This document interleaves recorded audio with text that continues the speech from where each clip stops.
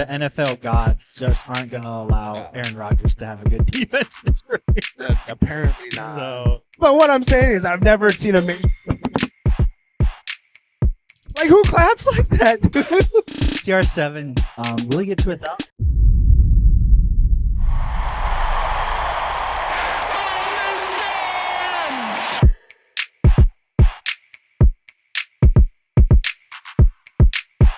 Welcome back, everybody, to another episode of the From the Stands podcast. We are back for episode number 83 on this October 18th. A little bit of a delay here in this week's recording of the episode, but missing week. So we are back. Got a jam-packed episode for you guys, as always. A lot of football talk, a little bit of soccer as well. But boy, tell the people what they can expect out of this episode. Yes, sir. Yes, sir. Welcome back, everybody. We're going to do a little NFL recap and preview. Obviously, we missed some of the games last week, so we're going to dive into that and then look ahead to this week. Some good games coming up. Then we're going to hop right over to some college football, some good games going on today. And then we're going to talk probably the biggest news in college football that happened last week. Franklin out at Penn State. Kind of dive into that, see who they should hire, give our opinions on that. Then we're going to round it off with a little soccer, some U.S. men's national team updates. Romania. Ooh. Little RMNT. Yeah. I wasn't even gonna try to do that. I'm glad that you did that. Yeah, for sure. But yeah, that's gonna do it for the podcast. We're gonna get into it. So let's get it. Starting off with a little recap of the NFL from the past week, since we weren't able to come to you guys on a Tuesday as we usually do with all the games fresh. We're still going to recap just a couple of the games just because they had pretty big significance on that week or the NFL going forward. So the first game that we'll get into, kind of a cult-like game, I guess you could say, a little bit of a legendary game, an instant classic, I guess you could say, with the Giants and Eagles on Thursday night, a week and a half ago at this point. Jackson Dart, Cam Scadaboo, achieving cult-like status amongst the Giants faithful already with a huge interdivision win against an Eagles team that's really just continuing their skid, not looking very hot so far. And Jackson Dart and Cam Scott, the rookies, leading that team. What do you got to say about the Giants coming up big against the Eagles team? They're really blowing them out there. Yeah, I mean, they're winning the games that people didn't expect them to win. Like Dart, I think he got his start against the Chargers. Yeah. Won that game. Then they turn around, end up blowing the game against New Orleans of all teams. Right. And then they come in and beat the defending the reigning champs. So, dude, Cam Scadaboo though, dude's a tank, tiny tank. He'll take your head off.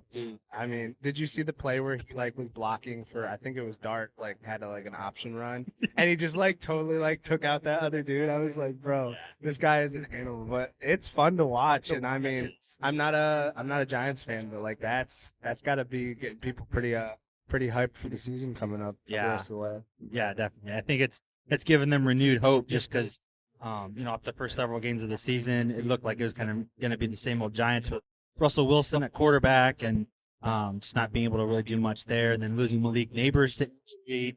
And they're doing this without Malik Neighbors in this game, so even more impressive that way. I love the way Scadaboo runs. Whether it's going to be, sustainable for the long term, probably not. Somebody's got to coach him how to maybe lead with his shoulder rather than his head, or else he's going to be out of the league in 2 or 3 years. But I was super into Jackson Dart, and not just his play overall, but his poise in the pocket. There was just several times that he was under duress, and he would hang in there, deliver a really, really good ball. There was one out to the flat that was a really good ball when he was under pressure. He got smacked. But I mean, super catchable ball. He was able to get a good completion. I think it was on the 3rd down. And then just being able to get through his progressions and everything as he's kind of working outside the pocket too. So many rookie quarterbacks, they're looking to run. Speed isn't there, or trying to get out of the pocket when they don't. Too. So just really good things that I've seen from him so far. And I was thinking when he came out of the draft that he's one of the more NFL ready quarterbacks that came out. So it's cool to see him doing well. So. Dude, I'm so upset with how well he's doing. Because I wanted him. I wanted him so bad. We were making our way up to the draft, and we hopped in the group chat with the boys, and we were talking who do you guys want? I would love nothing more if we took Jackson Dart. Obviously, there was probably some handshake deal with Aaron Rodgers, like, you can't take a quarterback in the first round. Yeah, Will Howard, I think. We do, but That was like 7. I don't think he's quite Jackson No, Dart. definitely. Definitely doesn't move like Jackson Dart. Definitely more of a pocket passer. So, I mean, learning under Aaron Rodgers is definitely going to be something that, he'll be able to do. He's obviously already asking questions and stuff like that. Dart reminds me of a tiny bit of Herbert. Obviously, doesn't have the development yet, but like big quarterback, huge arm, can run a little bit. Yeah, absolutely. He'll put a shoulder down. And speaking of putting the shoulder down, he actually had to go into the tent for a little bit here. And they had more people in the tent than they should have. We'll put it that way with Brian like Daboll. Against the rules, like should have like stopped. Scadaboo stuck his head in there. Dayball's like panic mode trying to get him back. And that was really after. Did anything ever happen? Because I saw that they had made a statement saying that, hey, we know we're not, like, going forward, we're not going to allow that. Okay. Kind of thing. So I know that they weren't allowed to do that. I don't know if it was a fine, but yeah, I thought it was so funny that Dayball was like, he was panicking, dude. Like, he saw Russell Wilson's first throw on that third down, like, go into the dirt. Yeah, and he got booed off the field, dude. I feel bad for Russ because I mean, some of it's his fault, but some of it's like, dude, you're not that just guy retire, anymore. dude. Yeah. You don't have anything else to prove. I know we don't have this in the doc. It's going to be super quick, but, like, do you think that he's played himself out of the Hall of Fame? Maybe. Because, like, some people, I think was it Tony Gonzalez that brought that up on That's a great air the other day, and he was just like, I think he's the only quarterback in recent memory that's played himself out of the Hall of Fame. So I just wanted to get your, like, opinion on that. Is that something actually happening for our eyes? I don't know. Like, I think that question is definitely a legitimate one at this point. Because if he would have retired after the Seattle years, he would have been, he would have gone down as like one of the greatest quarterbacks of the 2010s and all this stuff. Obviously, won a Super Bowl, went to another. So obviously, he was kind of a legend there. But just his inability to, obviously, you go to a different team, but like you got to succeed a little bit on another team. So just the disaster that happened in Denver. I mean, Denver was absolute just, I don't even know what you call it. Just that disaster, was a dumpster fire in every which way. The storylines, the corniness. Steelers, obviously, that's terrible as well. Yeah. Not great. And then now he's on the Giants. The Giants are not even a good, perceived to be a good football team. Sure, you can have that job on lock. Like, why would you even go to the Giants? And then he gets benched on the Giants. So I think there's definitely a legitimate question there. I wouldn't say he's out of the Hall of Fame yet, I guess. I don't know what else he needs to do to like play himself out because he still has a Super Bowl. He still has all those good Seattle teams he was on. But yeah, it's definitely a legitimate question.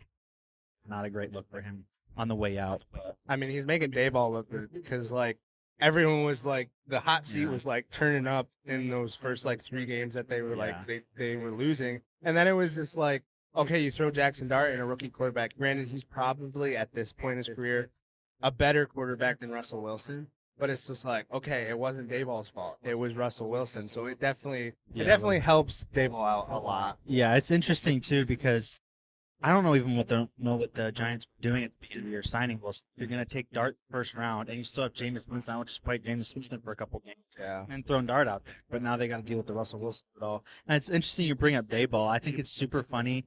Like, everybody knew he was on the hot seat for the first 3 or 4 games. And now, like, you can tell on the sideline that he's, like, breathing his because he's, like, in love with like Scadaboo and Dart. Yeah, I think his face and his like just mannerisms, how he goes about things when they come to the sideline is like, thank you so much for like saving my job. I'm pretty sure he even said that like in an interview. He's like, I love those guys. I was like, he's just like, and him going to that tent when he's got a concussion, like, you can tell the man desperate. It's like, please, bro, like I can't lose this. Yeah, I get. But what about the Eagles? I mean, we haven't touched on them yet. But no, the Eagles. Huge skid for them. It's not looking good right now. No, it's not looking good. I mean, some people are some leeway just based on the fact that they have a new coordinator, and I get it. Like, isn't this Jalen Hurts like, what is it, like his 3rd coordinator in the last like 4 years or something like that? Something crazy. They keep getting picked off. Yeah, but I mean, at the end of the day, it's professional sports. You got to figure it out. Like, I just don't get it. They have so many superstars on the team. They have 2 wide receiver ones. They have the best running back in the NFL. A lot of people are putting out Jalen, like because of what I just said. It's like you can't get that team to go, no matter who your coach is. Like you have all these superstars in your team, and like you can't score more than 17 points against the Giants team. Like, come on. Right. So it's a little bit of a huge question mark for me as far as why they're doing so bad because they've got so many seemingly good weapons. Lines, top 5. So, a little bit of a conundrum. Yeah, they haven't been able to run the ball like they did last year. Last year it was so dominant that like even the diva wide receivers were just like, we're winning games and blowing people out because of Saquon. Like, let's just keep And they riding. ran Saquon more this game. He just was not able to get downhill. No, absolutely not. Like I think this is like worst stretch of like runs per carry that he's had in his career so far. Maybe that could be a stretch. I'm not totally sure on that stat, but it's pretty bad this year. But coming off that, I mean, last year's season's like a huge outlier. Like that was like the best rushing season that anybody's ever had. Yeah. And I kind of pat myself on the back, but I kind of predicted Saquon like not being a bad bat, but we can't have 2 historical seasons in a row, kind of thing, I guess you could say. So I kind of was expecting to take a little bit of a step back, and a little bit reminiscent of like when the Eagles, I think 2 years ago, they were like 10-0, and then like dumpster fire second half of the season, and ended up getting knocked out by like the Bucks or something. That was before they went to the Super Bowl against the Chiefs. Mm-hmm. Obviously, they didn't get that far this year. They're 4-0, and now kind of looking to struggle. So we'll see where they go from here on out. But speaking of the Chiefs and the Super Bowl, we'll switch over to the Chiefs and Lions game from Sunday night. This was billed as a pretty big game, especially for the Chiefs side, just because they're still sitting at a 2-3 record at that point and playing one of the best teams in the NFL as far as the Lions are concerned. Solid record, great team. Seemed like they were rolling. Their only loss coming in was against the Packers in Week 1. But what did you see in this game with the Chiefs coming out with a huge dub against? Really comfortable in the end. Yeah, huge game. And we were kind of talking off about how there really isn't like a great team in the NFL. We all thought maybe it was the Lions. We all thought maybe the Packers were the best. We don't know who's good. Everybody's 4-2. Have no idea. Bills are dropping games 2 in a row. We'll get into that in a little bit. But yeah, like huge game for the Chiefs. Obviously, their defense is always like top of the league, always really good. So tall task for the Lions, but their offense, this is the best offense I've seen since maybe the Tyreek Hill days. And they don't even have everybody back. They're getting Rasheed Rice back this week, so they're only going to take a step up. They're going to just go off, aren't they? Dude, it happens. It happens every year. Like they come out of the gates kind of slow, kind of choppy. They have a few injuries at the beginning of the season, like that freak injury, like Tyreek Hill running Travis Kelce running into Xavier Worthy, like friendly fire and all that. Yeah. He comes back. They thought he might be out the whole season, and now he's back. Get Rasheed Rice back.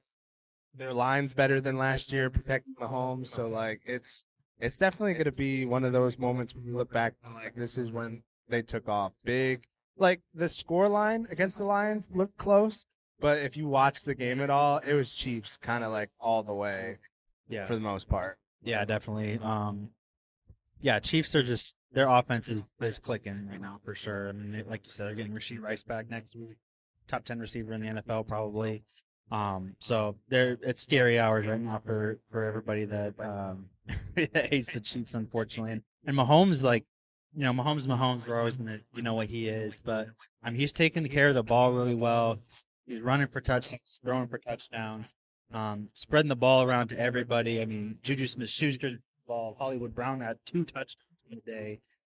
Travis Kelce didn't get a touchdown, but he had 80 yards of reception. So, and again, Rasheed Rice coming back. So an interesting point though on that offensive line you just talked about. I don't know how much you've been hearing about this, but their left tackle that they drafted in the first round from Ohio State, Jonathan Simmons, I want to say his name is. He missed that Lions game due to a family matter. He's going to miss the Raiders game, and no one knows what's going on. No one knows how long he's going to be out. So like super weird to keep an eye on there. But they signed that I forget his first name, Jalen Moore, I want to say, that filled in from the San Francisco 49ers. Yeah, and he locked down that left tackle position. So maybe something to keep an eye on there, but. A lot of missed opportunities for the Lions. Obviously, I want to say it was the end of the first half when they got all the way down to the goal line, and I forget what happened, but I don't think they ended up scoring. The trick play. Is that what Yes, you're talking about? Jared Goff. Yes. Yeah, they had a penalty for illegal formation or motion or something like that. And ended up giving him only 3 instead of 7 on that Goff reception. So a little bit of a missed opportunity there, and just kind of the penalties at the wrong times and everything. And their defense didn't quite do as much as expect a Lion defense to do. Yeah, a no. little bit banged up.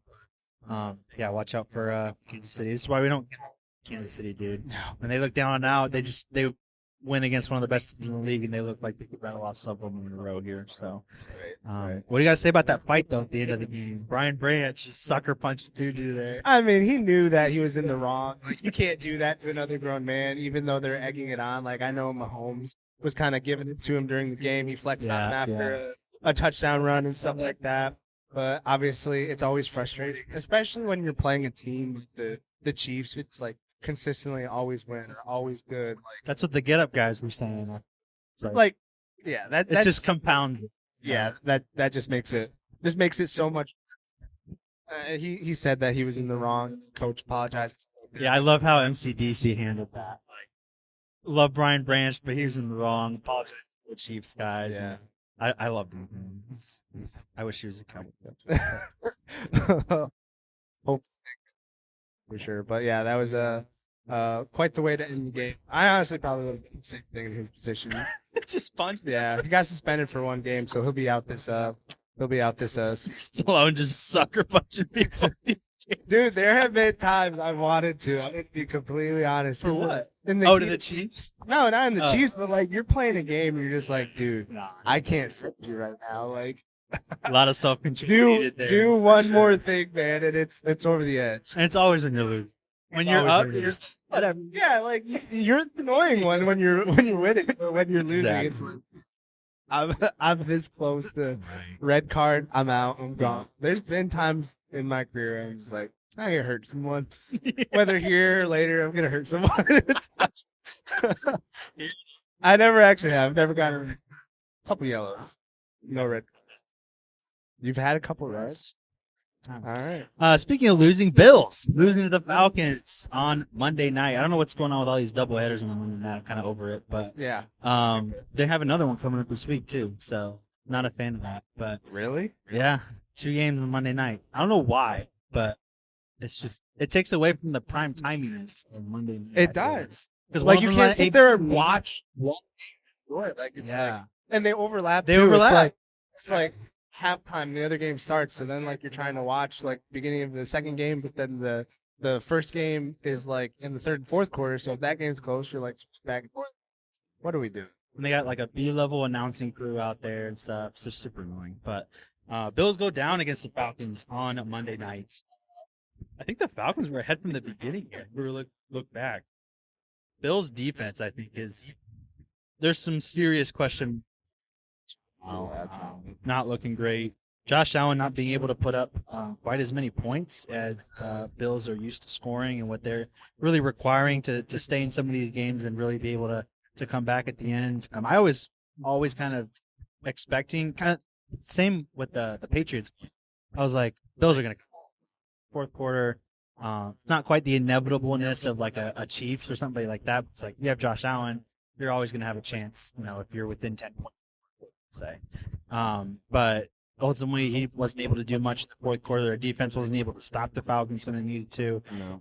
And ended up being a really good win for a Falcons team who, if they didn't lose to the Panthers 3-0, they'd be sitting 4-1 right now. So, yeah, Michael Penix and company looking good. Bijan Robinson, Huge. incredible season from him so far, which a lot of people were expecting, especially for the fantasy teams. Drake London has emerged as a very solid first option for the wide receiving crew. So, really good win by the Falcons here. Yeah, I root for the Bills just because I grew up in New York, but I did not expect. I love Josh Allen. Dude, Josh Allen, he's dude, man. Dude. Like, I love watching all of his interviews. Like, he just seems to love football, but he's so down. It's like, I heard Just him, seems like one of the boys. yeah, he was like on the Bussin' podcast I love talking when he about goes- how he like his like farmland that he has out in Montana or wherever. Just like, Or when people were trying to like dig up old tweets and stuff that he had when he was like in middle school, and he was like, "Yeah, everybody's been in middle school." Get off my back. Like you're gonna judge me for what I said when I was 9 years old? Like what the heck, bro? Yeah, no, definitely a dude. Always rooting for him. I'm glad that he's the face of the NFL. Good dude to root for. Did not see the Bills drop the Falcons. I know the Falcons have they got dudes like Bijan Robinson, Drake London, who's on my fantasy team. Great game for me. But dude, the Bills defense is so like they can't stop anybody. It's so bad, and it's gonna be the reason they don't win the Super Bowl. It's gonna be the reason they don't make it far in the playoffs. Like you're not playing defense in the playoffs. Like those are all good teams, all good offenses that you're playing. Like teams can move the ball on you, and keep the biggest thing. It's how people beat the Ravens. Keep Lamar off the field. Keep Josh off the field. Like if you can move the ball, keep running the ball against this Bills defense, and you're just eating clock away and taking chances away from Josh Allen, dude. It's a wrap from there, man. It's a wrap. Yeah, for sure. And I think a lot of the players that you'd expect to step up for them are signings that they've had. Like they signed Joey Bosa, who's a little bit of a disappointment for his standards. He's a little bit older now, but you'd still expect him to be a pretty significant leader on this team. Ed Oliver, I think he was hurt the last couple of games. That he came back in this game, was supposed to be a big X factor. They were double teaming him a lot, but he didn't come up as big as you'd want him to. And I think on offense too with the Bills, like when they win, like their lack of receivers, like as far as like a solidified number going to, like when you win, it's like, oh, we can spread the ball around to anyone. I think that's last week too. We can spread the ball to anyone, but when they lose, it's just like, man, we don't have anybody to throw the ball to, and like that's like a real thing that, like could be detrimental to the Bills going forward. Because like Keon Coleman was supposed to be kind of that wide receiver one they drafted a couple of years ago. He's not really turning out great. Like their leading receiver this game was like Josh, who's like Chargers reject. I think he's in his 30s. Like they have Khalil Shakir, but he's like a slot guy. They didn't have Dalton Kincaid this game. He was sitting out, so which was a big miss. Been a big target this season. Exactly. Dawson Knox is still there, but he's a little bit past his prime, I would say. The reason he's not a starter. Starters are starters for. And why they drafted Kincaid. Exactly. Yeah, exactly. So I think they got to figure out something there, but I don't know. Like, do you think it's lack of receivers, or do you think Allen isn't elevating? Because like the first couple Super Bowls that Mahomes won, for example, like his receiving core was kind of like the first one was with Tyreek Hill, but I think when they beat the Eagles, it was just like. It was kind of like what the Buffalo Bills have right now. It was just kind of like just a scattering of different, really role player level guys. Do you think Allen needs to elevate, or they need some better receivers? I think having a number one would actually be huge because I think that in itself would elevate the other receivers. Because, like, I mean, when you don't have an out-and-out one-on-one receiver, like you can just play like shell, play cover, like play zone. Like, you don't have to match up on somebody or double team somebody. You can just kind of blanket the field. And I think to pair that with the fact that the Bills' defense is really bad, I think in the back of Josh Allen's mind, it's like, we got to get points out of this drive. Like, we can't let any of these points go. And so it's like, I think he's trying too much. I think at the beginning of the season, he didn't have to put the Superman cape on as much, but now that he has to, and now that in the back of his mind, it's like, we don't get points off this drive, then like we're gonna go down another touchdown, another field goal, whatever. So I think it's just a multitude of things that are going on. I think a out and out one-on-one main receiver would help them out a ton going forward because it would give someone that they have to get has to game plan for. Like if you stop Josh Allen, it's just like, what are you left with? They need to use James Cook more in the end. Yeah, he struggled the last couple games. But yeah, they tried that a little bit with Amari Cooper last year. He's well past his prime, and he did not retire. So, walked to the Raiders and said, "I'm done." You saw what they got going on and said, "I'm out." Sorry. But yeah, fair points. Bills have a bye week now to kind of figure a lot of that stuff out. You got Carolina after that, and then Kansas City. Probably one of the best games of the season. Do you think they need You think they need to get someone on defense? Like both. Both. But if you had to prioritize that, what do you think they? I mean, defense. Yeah, it looks so bad right now. Like, they're not able to stop guys in big time moments, and Josh Allen can do enough to make the offense kind of go where I'd put it a little. defense right now, just based on how they looked the last couple games. So. Yeah, agreed. But last team we'll touch on here before we give a little preview is the Steelers. Going 1-1 the last 2 weeks. To give your thoughts here on the Cleveland game, just here briefly before we get into the Cincinnati game that happened a couple of nights ago. Yeah, real quick. I didn't think we were going to put up that many points against Cleveland because Cleveland actually has a good defense. I figured our defense would look better because, I mean, we're playing a rookie quarterback, second start in a divisional game, and we just kind of had our way with him. We kind of had to see ghosts. They were moving the ball right. That was just based on the fact that we had the game plan a little different than if we had the game plan against Joe Flacco, which we'll get into. Obviously, that didn't go well either. A little foreshadowing there. But I thought our offense looked really good against the defense that is ranked, like top 5 in the NFL right now. They have a solid defensive squad. Browns, yeah. Top. And that's kind of just what it's been with the past few years. They have a good defense. It's just like, one, figuring out the quarterback, and then from there, figuring out the offense. They just haven't been able to. So, all in all, a good win, good divisional win. We were supposed to win, and we won it pretty handily at the end of the day. So, pretty happy with that. Yeah, definitely a solid win against the Browns team that, although their offense isn't too great, they still have a pretty good defense with Myles Garrett. Obviously, they've switched now to Dylan Gabriel, so he's actually not been too bad. Just given what he's been. He's looked good. Yeah, kind of goes back to what I always say is like the experience in college. Like he's started like 1 million games, and just getting him out for games, like he's gonna not be terrible. So, but Bengals Steelers on this last Thursday night. Felt like 2012 again. Little Rodgers Flacco. 340 yards against you boys. Are we worried about this defense or what? Yeah.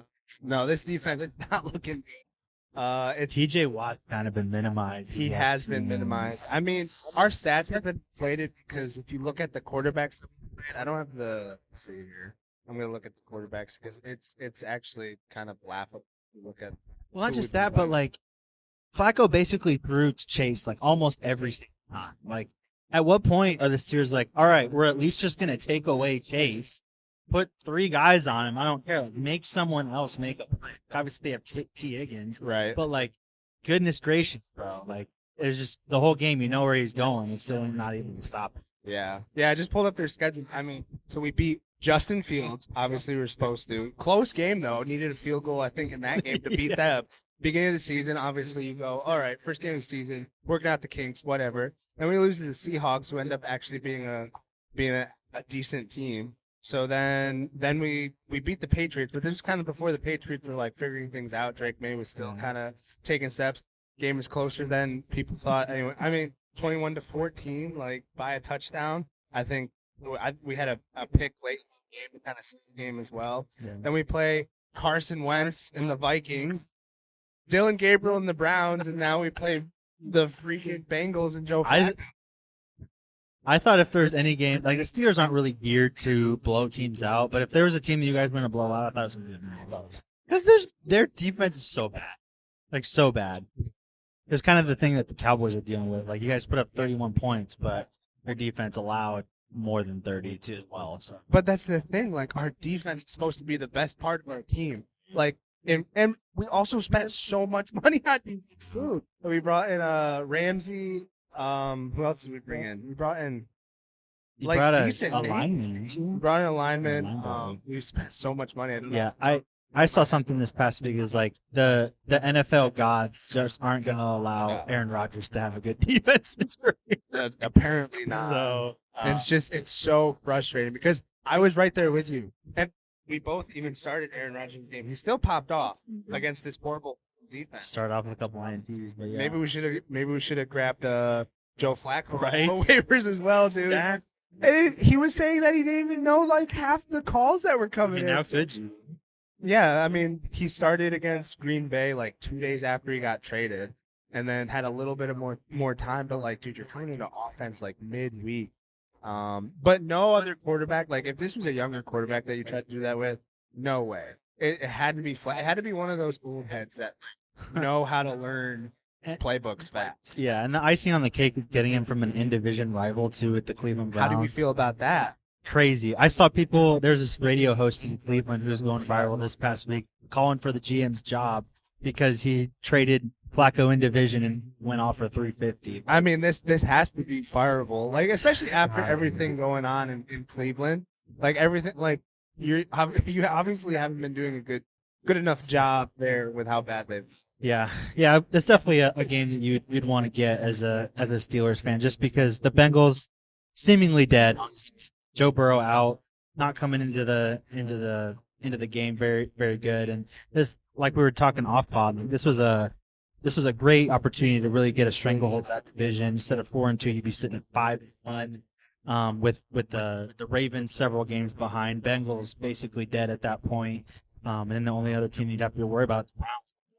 So you'd be right in there. So that's a tough one to lose if you're a Steelers fan. But we'll see what they got coming up in the next couple of weeks with Packers.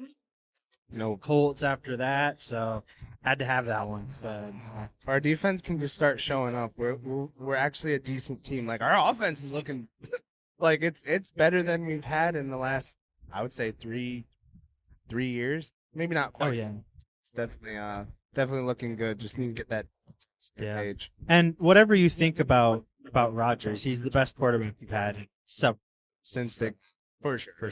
Yeah. So, and he's 40 freaking years old. Exactly. But a little preview to a couple of games here on Sunday. So tomorrow, Eagles, Vikings, and then we're also going to look at Bucks, Lions. Vikings looking to get back on track after a bye, and Eagles also trying to get back on track. Just in general, just trying to get the receivers going and everything on offense. How do you see this one going down? I mean, you always love to see when it's a get-right game for both teams. That makes for a very desperate type of football to be played, and also it can end up being a very entertaining game because they're all leaving it out there. Because Wentz going back to Philly. Confirmed, by the way. JJ's still out. Yeah, I saw that. He's starting for sure. So, it'll be interesting. Who you got? Who do I got? I don't know. It's going to be tight. I mean, I'm going to go Eagles just because they have the better team and, like, they have their stuff back, which goes a long way. But, I mean, Carson Wentz is going to be playing some sort of way, man. He's going to be wanting some of that revenge. But give me the Eagles in this game because I just think they got to figure things out more. And when they figure things out, they have the better team. So. Yeah, I agree. I'm going to go Eagles as well. I think the Vikings, a little bit of a get-right game with the Browns, still barely scraped that one out. Yeah. Just the teams they've beaten just are not good teams. Like the Bengals, they beat by a wide margin, but that was Flacco, and when everybody was just like, the Bengals are just going to lose every game this year. And they beat the Vikings. Yes. Beat the Bears and the Browns. And the Bears Bears are looking actually pretty decent now, but that was that was the first game of the season. Both quarterbacks trying to figure things out. JJ McCarthy had one good, amazing, crazy fourth quarter that brought him back from beating the Bears, who aren't really anything to sneeze at. Even now, they're not even that great. So. Yeah, but Wentz, you said it's going to be kind of a revenge game for him. I'm not sure how much he's able to, have he's not like crazy good where he's just going to go off. Nah. I think they're going to be in this game for sure. I think they have enough with Addis firepower to do some stuff, and Wentz is a good game manager to keep them in the game. But I think at the end of the day, Eagles have too much firepower. I think Saquon, this could be a game for him to get right. And it's at home, you said, right? Eagles home. I'm actually not sure about that. Because that might change my pick. It's actually at Vikings. Ooh, that makes things interesting. I'm still going Eagles, though. Give me Vikings. I'm going to change it. Head-to-head. Let's go. Give me the Vikings. I'll go Eagles as much as I hate it. I want the Vikings to win, obviously, for my Cowboys' sake. But, I think the Eagles have too much firepower as far as the receiver goes, even though they've been struggling. I hope they're moving on to Bucks-Lions. Another really good game here. Bucks. Baker has them at 5-1, the best record in the NFL right now. I don't know how. He's basically throwing to plumbers and electricians as far as his receivers go. Dude, they're banged up on defense as well, but he's just carrying them right now. Lions get right game as well, kind of similar to the Eagles and Vikings coming off that Chiefs L. They're going to be looking to get not just their offense but their defense back healthy as well. So who do you got in this one? Oh, give me Baker until I see otherwise. I mean, talk about elevating a team, like you just said, has zero weapons going for him. Just lost Ibuka this last week as well. He's gonna be out. Yeah, I was gonna say that. I saw that. Dude, I lost Puka and Ibuka I the don't- same week. I bro. don't feel bad for you. I've seen your bench. You're gonna be fine. You're gonna be fine. That's why you stack your bench, because one Facts, week facts. 6 people are. No, I'm not saying it's. No, I know. I'm just. I see. Don't hit me. Don't. No red cards today. Give me the Bucks though. I think they're just the hottest team in the NFL right now. They're playing with that Baker edge. I think it's really like permeating to the rest of the team. We were talking the other day, dude, to go from the number 1 pick to an underdog to being like benched, put on the practice squad to like being like what are we in week 7? We're gonna be week 7. Week 7 being the MVP of the season so far. So definitely yeah, give me the Bucks. They're gonna win. I wouldn't say handily, it's good close, but Okay. All right, I'll go Lions. It's pretty rare that both of our games are going opposite here. yeah, but- we don't disagree very much too. That might hurt our podcast a little bit. Hey. Oh, you're saying agree. Yeah. Yeah, I got you. No, I'm gonna go with the Lions. I think Baker's been doing some good stuff, but I don't think that he's quite up against a team like the Lions quite yet. True. And their defense, again, similar to the game we just talked about, they're going to be looking to get right. Whether or not they actually are able to rectify the mistakes that they're making against the Chiefs, we'll see. But it is at Lions, so they're going to be playing with a little extra, and I expect MCDC to get those boys right. So against a depleted Buccaneers defense, also a receiving crew, I'm going to go with the Lions. Yeah, that'll kind of do it for the NFL portion of the podcast. I was a little bit long here, but just had to recap a couple of games, and we'll come at you hopefully Tuesday with another fresh slate of games to go over. So, yeah, we'll get into a little college football here soon. Alrighty, dropping down a level to the college ranks. Obviously, some great games to recap from last week. Every single week, really, there's like 2 or 3 really good games going on. Ranked versus ranked, top 10 versus top 10. We're actually going to start with a game that wasn't ranked on ranked, but maybe it should have been. Georgia-Auburn. Really good game here right from the start. Auburn jumping out to a 10-point lead in the first half. I have some absolutely crazy stuff going on at that end of the first half. The last 2 minutes took 35 minutes to play. That's crazy. So I'll give like a super really quick summary of what happened to that, but also some Kirby shenanigans. Georgia ended up with the dub in this one, 20-10, able to just survive that first wave by them and able to get going in the second half. Just offensively, Thunderstock and leading the crew. But end of the first half, some crazy stuff at the goal line. Auburn was supposed to score. Looked like they scored. Video review came back and overturned that and said that there wasn't, I don't remember if they said not on the video evidence or what they said, but the ball was moving before they crossed the goal line. Super controversial. Georgia ended up with the ball. They get all the way back down to the other end of the half, into Auburn's half, I should say, off a couple penalties that weren't necessarily controversial, but they were like big 15-yarders. So you can imagine how the crowd was feeling. Yeah. Too big. Yeah. Calls going against them. It was loud. Especially against Georgia, dude. Like Wow. Georgia's like one of those Huge teams people don't like. One of those teams. Yeah, like, and that's already a big rivalry. I forget what it's called exactly, but yeah, they already hate them as much as it is. But they weren't quite able to score a touchdown there at the end of the first half, but they get 3 to cut it to only a touchdown, and were able to kind of come back in that second half and win. But dude, I've never seen the group chat to no reply as usual, but I was like, is anybody watching this? Because this is some insane stuff going down right now. Just like call after call going Georgia's way, and then like there's the crowd, and then Hugh Freeze just being like, "What the heck? Like, what did I do to deserve this kind of stuff?" And Right, the second half, exactly. with Kirby calling timeout. not calling timeout. Oh yeah, was he clapping? Was he? What are our thoughts on this? Like, we kind of have differing opinions on this. I mean, I don't necessarily have a differing opinion. I just, from certain angles, you can see him like maybe mouthing the word clapping, but then his hand saying something else for a pretty clearly timeout call there. It seemed like he was calling timeout, and then he was like, no, and then the refs letting him get away with it. Like, Yeah. they called timeout at the beginning. It's like, oh wait, you didn't do that? Yeah, and then they're changing it. Like, what are we doing? Crazy. But what I'm saying is, I've never seen a like, who claps like that, dude? It's just wild to me. And like you said, they were like, "Oh yeah, we'll take time out." You didn't call it. What the heck?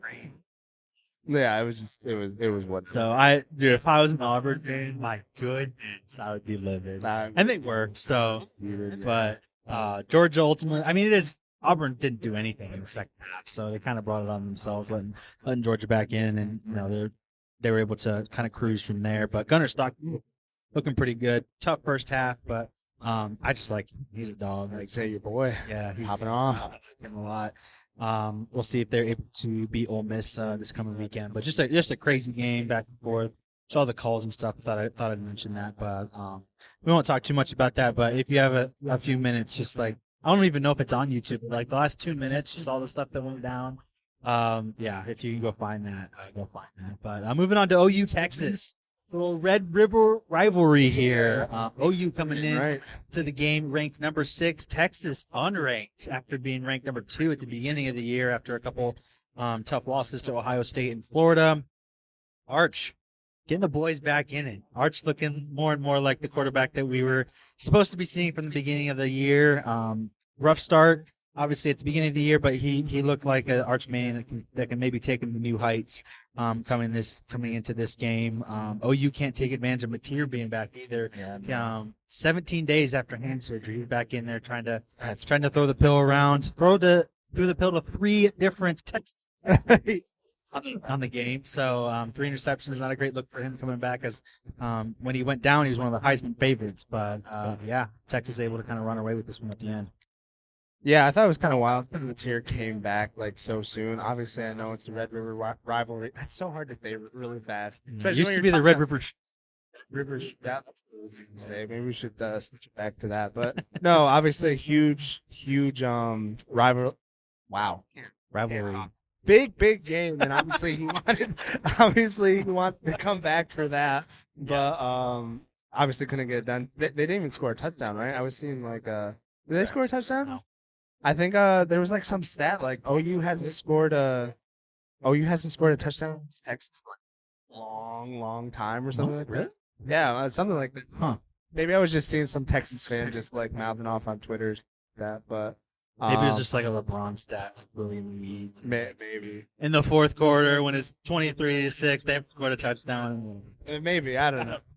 I actually didn't watch a whole lot of this game. I was catching some of it. You were on Bama, Mizzou. Yeah, I was watching Bama, Mizzou, and then Indiana and Oregon. I was watching that a lot, but I guess that wasn't at the same time. But good game from Arch. Big game. They're ranked this week again. Back in the top 25 for sure. So with all the chances to get into the playoff for sure. Biggest thing from Arch, I think, didn't throw it for a ton of yards or anything, but just taking care of the football, no interceptions, which was big for them. And just hitting on those little screens and little screen pass slants and screens.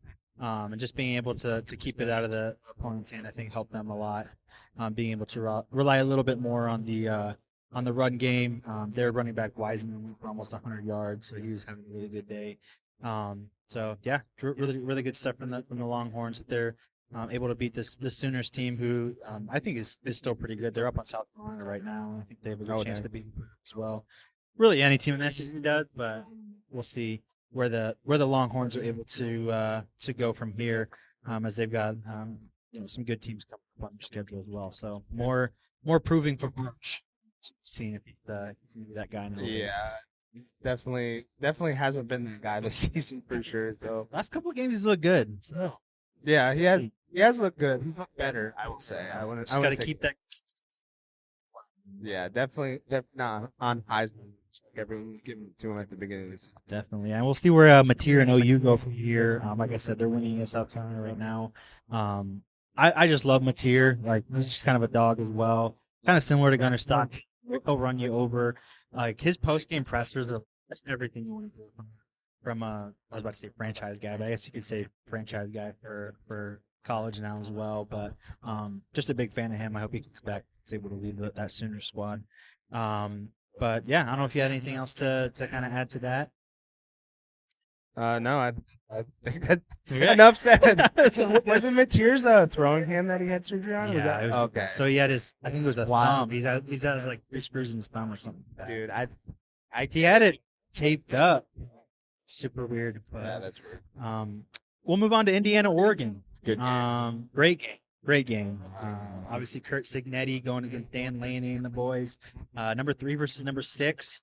Indiana coming in without like maybe a huge victory. Obviously, they had a great year last year in the playoff, but kind of faltered against the Ohio States of the world and things like that. But this was a huge win for Cignetti.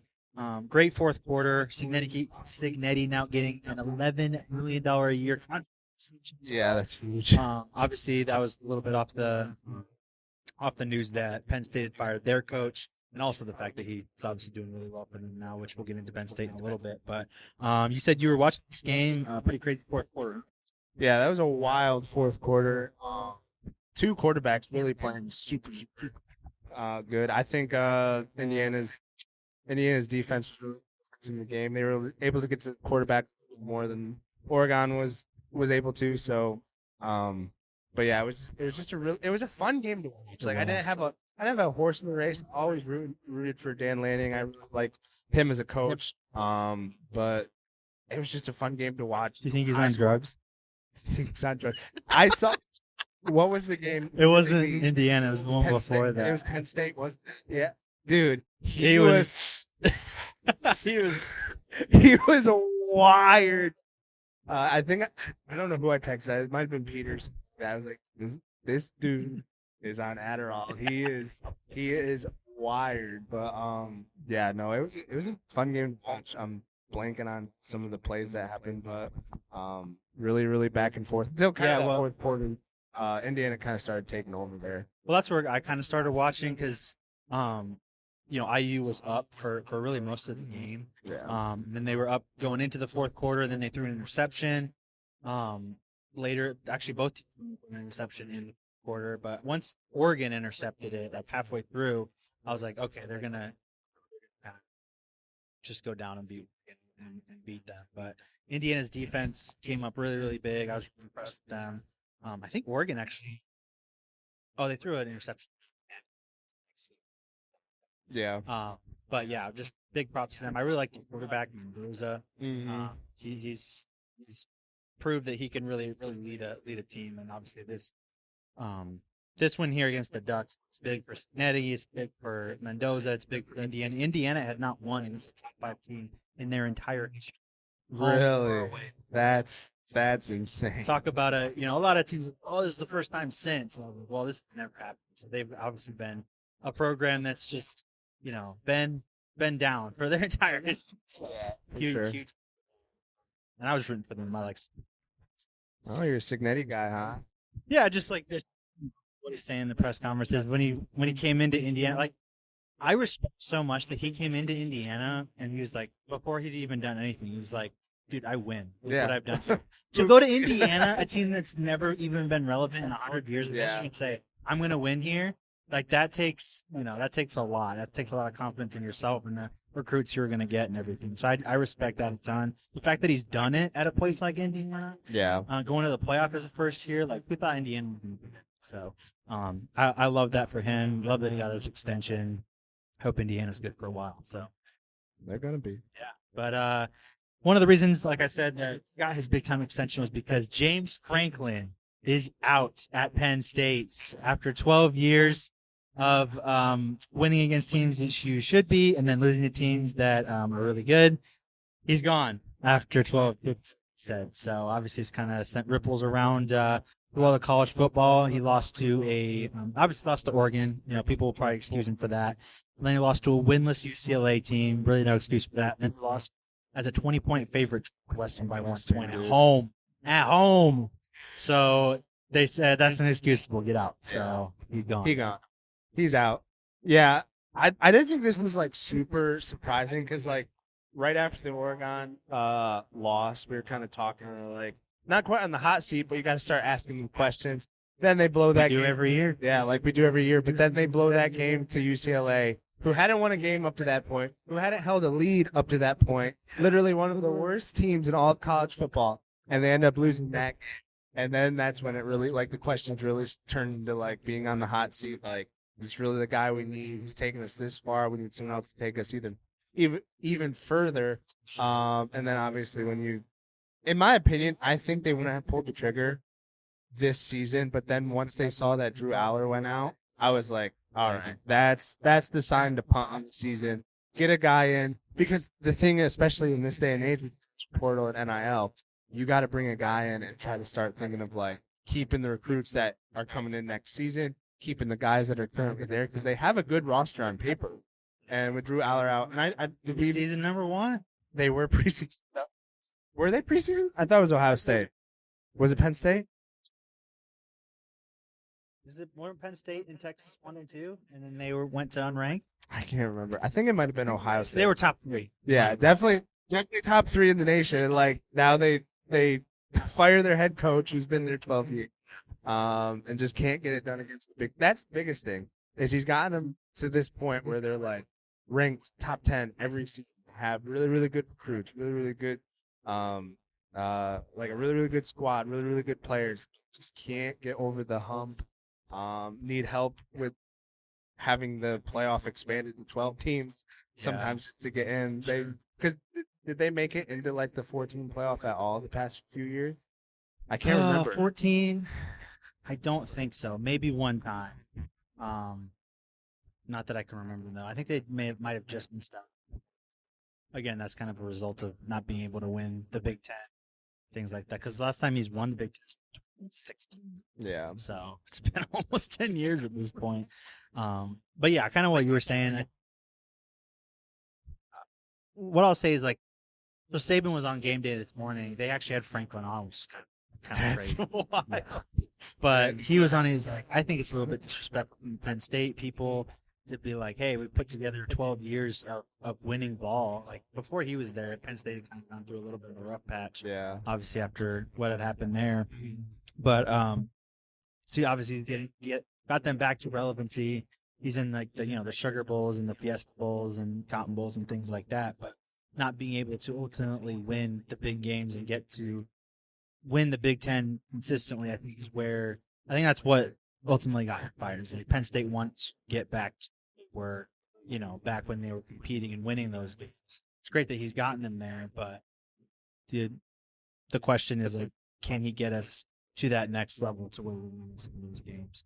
And Saban thought it was disrespectful if they just throw all that away based on a few games and stuff like that. So I can definitely see that as well. But it's like what we talked about with Tomlin last year. Like, I think we were like 2v2, like when we were with Jared and Peter, as far as, like, the Tomlin conversations. Like, do you want to get to the playoffs every year and lose, or do you want to get to the playoffs and actually make a run and have a team that you think will win the Super Bowl? Right. So it's tough because you never know what's on the other side. Like, is the guy we hire next, like, is he going to go 6-6? Like, just kind of suck it up for a few years or what? But yeah, it's interesting either way. Yeah, I guess the state of Pennsylvania is just all right with, like, mediocrity at this point, like Pittsburgh and Mike Tomlin. Like, I would say that's a little different. Like, he has a super, like, it's a little different. So long. It is so long. That's embarrassing. True, but, like, Franklin in 12 years, like, what's he got to show for it? Like, he's brought 16 big. That's it. I mean, it's pretty good. Yeah, and he did. I will say, last year he got to the final four. So he was able to win a couple good games there, but not able to bring it home. Yeah, obviously we're not making decisions. People with making way more money than we do make decisions, but I probably wouldn't have done it to the end of the season. Kind of put feelers out. What was his payout? Wasn't it Like massive? $50 million or something like that. So he's gonna go sit on a chair on TV, getting paid $50 million and whatever the network wants to get him. He said he wants to coach. He did say that. I was seeing some people pay Josh Pay. He was saying that, like, he would love to see him do that for, like, a few years while still, like, finding himself, like, figuring what kind of coach he wants to be after this. Because he had a good point. Coaches, when they go to the media, they literally look like geniuses because they know exactly what they're talking about. But yeah, we'll see if he just goes to a different, just, like, automatically good and starts winning the games that he hasn't been winning at Penn State. That'd be where does he go though? I don't think the job is open. Yeah. Yeah, there's no job here now. But yeah, wild. I think they did it because Alex. Other than that, I mean, 3 game skid against teams that, other than Oregon, teams you should probably be beating. Yeah, teams he has beat in the past. So It's true. we'll see where he lands, whether it be in TV or somewhere else in college football. But yeah, that'll kind of do it for the college football portion of the podcast. We'll get into a little football of the pond in just a moment. Stay tuned. Hopping over the pond, or maybe not over the pond. So we'll start off with a little USMNT action. International break was this past weekend, really week and a half or so, with all the leagues basically pause while the international teams duke it out their spots in the World Cup. U.S. men's national team already qualified as hosts. Just had a couple friendly games to talk about. First one against Ecuador, second one against Australia. Fezzy Boy, as our resident USMNT hater. Just kidding, not a hater, just a fan that cares. What do you got to say about these 2 games that we had going on? You could probably More of our starting 11. more of our starting 11. Some guys were out. I think Adams is out because his wife's in the baby. That's an excusable offense. And then I think we had some guys that were hurt. We didn't call in some guys that were healthy that should have been there, like Scally. That was like right off the bench. I was just like, what are we doing, Poch? What are we doing? I thought this was the time, not because he said the last window was the last he was going to tinker and kind of like figure things out. But now, you're doing this. Some of the lineups, I was like, we're definitely still experimenting. So I don't know what you're. I feel like he just wants an excuse right now. He doesn't win to be able to. Oh well, Maybe, but I don't know. My qualms are more with the fact that we drew against Ecuador. Like, what are we doing here? I mean, Ecuador is a solid South American side, whatever. They did well in qualifying, but like when you're letting like a 38-year-old striker score the tying goal against you guys, dribbling through everybody, got the ball, and then he just took off, and then like outpaced Richards, and just bad look for Rem defender. It was a bad look. That's where I was kind of coming from. Just like that's just not a great look for Richards for sure. And then we ended up beating Australia, which obviously good for them. I was looking at the schedule coming up to this game in Australia. They had beaten Japan like we had beaten Japan. They beat Canada, so I was like, okay, this is actually a decent squad. Beginning of the game was touch and go and not look good. I thought Australia was the better side. We ended up pulling out the win against that team in that game. And Roldan had a really, really good game, so I was happy to see him back. He's one of the MLS boys. I'm like, all right, we can take him to the World Cup. He actually can. I'm surprised he's playing in Europe. He's kind of one of those MLS homers. Like, found a team, Seattle Sounders, decided to plant roots, stayed there. Obviously, they're probably paying him. Yeah, I was gonna say, obviously they're paying him well, but yeah, really nothing to hate out of other than that draw. But still, I just don't think we're quite where we need to be heading into the World Cup right now. Yeah. I didn't see too much of either one of these games. I watched the Ecuador game for a little bit, maybe like 20 minutes or so. We looked fine, but That's the thing, just fine. yeah, right. So in Ecuador, it just seemed like they were a little bit more of like a scrappy team, just like a kind of kick and rush kind of team. Yeah, for sure. But yeah, it didn't look super organized and stuff. I think that was the game we were playing without Pulisic and stuff, but who's by the way injured now again. I'll probably have several weeks. I heard. Yeah, like 3 weeks. Thankfully, it wasn't. I'm sure terrible. Milan is fuming, but Yeah, I mean he's literally right now, which is good for us because it's American, but like he's literally Milan. That's all they have right now going for him. I don't know, man. I just 15 games in a row where he can just get through the whole thing, but which could be a problem for us at the World Cup. But Like you said off pot made a glass man. He cannot stay healthy. it's tough, and we're gonna need him if we're gonna do anything in the World Cup. I think, despite the fact it's kind of a diva, but yeah, just we're not quite there. I know I said it, but now that I think about it, while you were talking, like maybe that's kind of what Poch is gonna do because I don't think Poch is gonna stay longer than the World Cup after.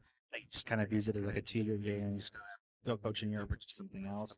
So he might just be like biding his time and like not playing his full strength 11 and kind of get by with excuses and things like that off the friendlies. And then like he's gonna play his full time 11 in the World Cup.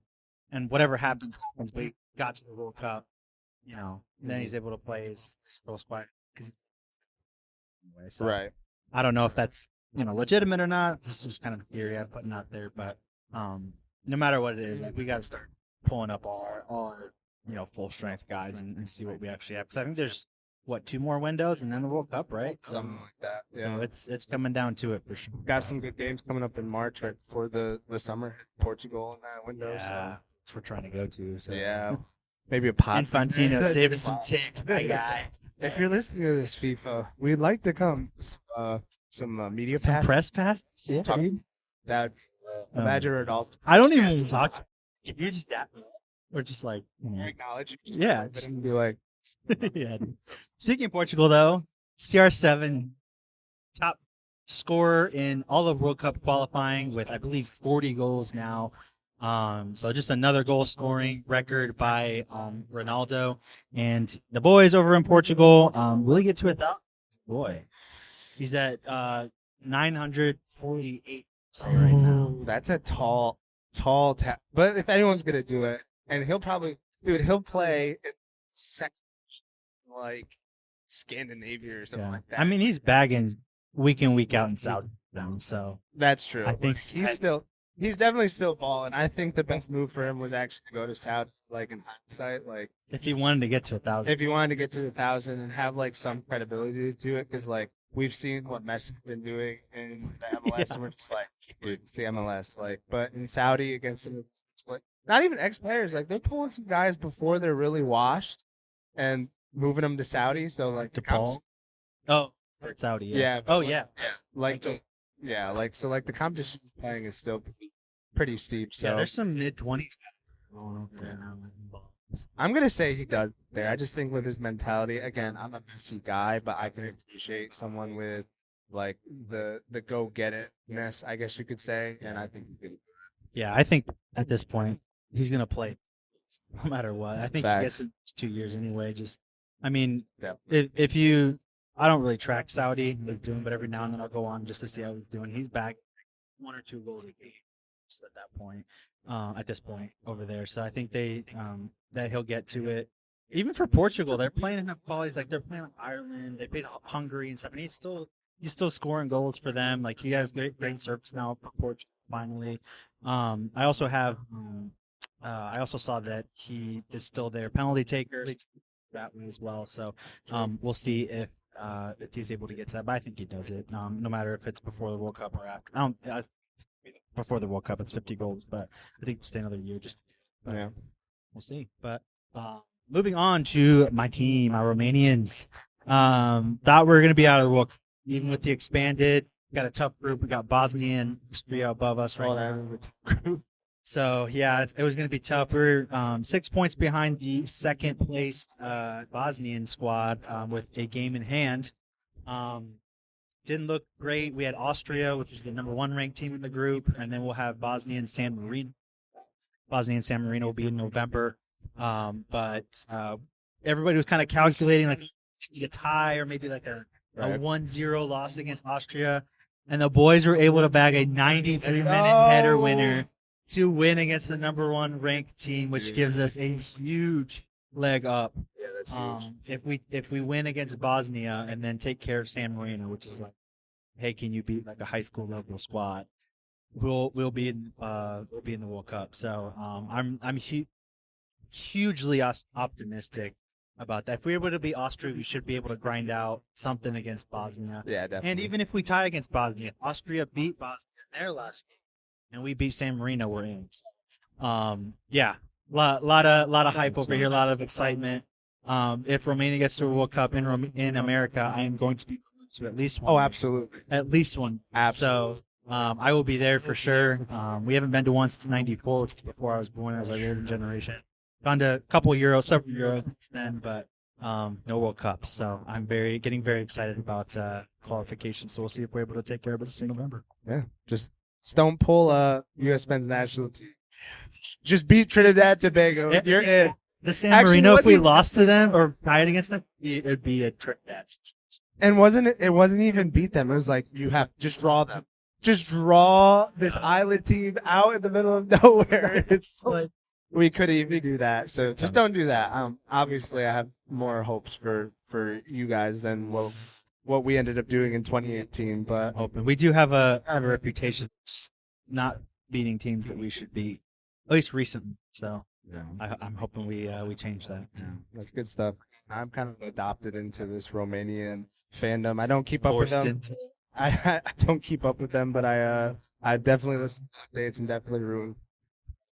With that being said, Sammy, I think that's a pod. that is a pod. All right. We appreciate you guys tuning in.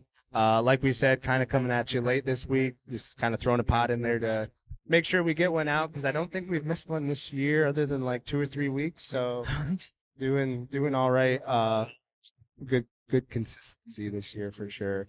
But we hope you guys will check us out on all of our platforms. Like and subscribe while you're on the YouTube if you made it this far. That would help us out a lot. Check us out on Spotify and Apple Podcasts, and we will see you guys on the next one. Peace.